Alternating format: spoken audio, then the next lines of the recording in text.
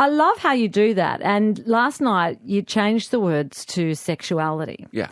Now, this is about transphobia for you. Tell me how you started speaking out about transphobia. Well, I wrote sexuality in the 1990s as a song of allyship with the gay and lesbian community who are under a lot of discrimination in the UK and elsewhere around the world. And I think that, they need straight allies. People like that need allies from outside, the Indigenous community need white Australia to back them up and those kind of things. So standing sitting on the fence is not the sort of thing I'm going to do. So a couple of years ago, a woman spoke to me in Boston, Massachusetts after a show, and she said, that song where you go for a beer with a gay guy, which is sexuality's opening lines.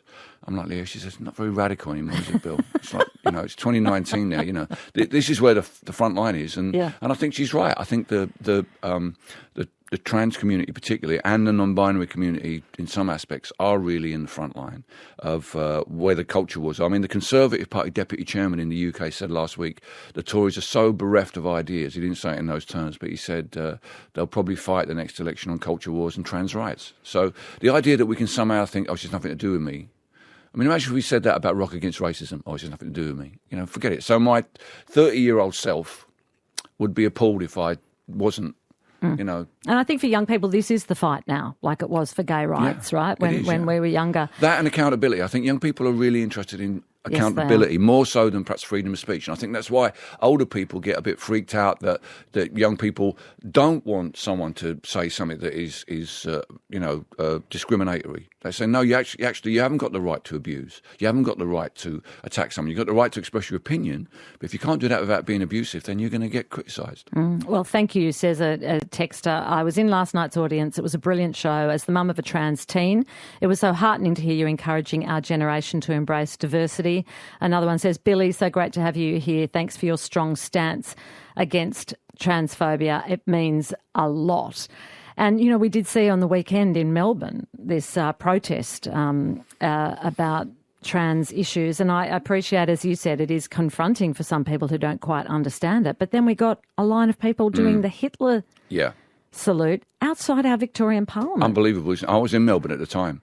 And I really, really couldn't believe it. And the trouble is, the focus is a woman from the UK called Kelly J. Keane, who's really confrontationalist. She's not really interested in issues. She's just, she was on she filmed a clip last night where she was daring the New Zealand Prime Minister to ban her from the country. She just wants to rack up clicks.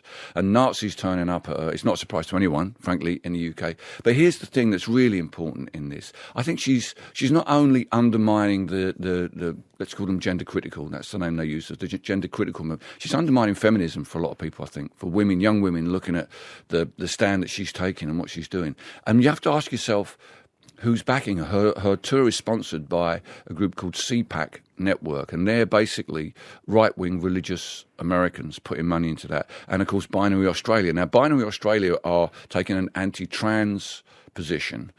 Binary Australia used to be the Marriage Alliance, and they fought again in Australia against equal marriage until it was passed by the Australian government and made legal. Now, what do you imagine will happen if Binary Australia do manage to destroy the rights of trans people? What do you think they'll do? Go home and watch the football? No.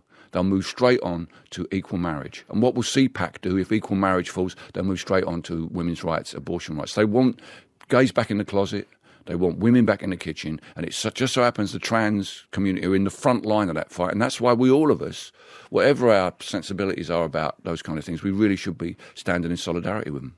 Billy Bragg is with me on ABC Radio Sydney, a singer, songwriter, poet at 9:45.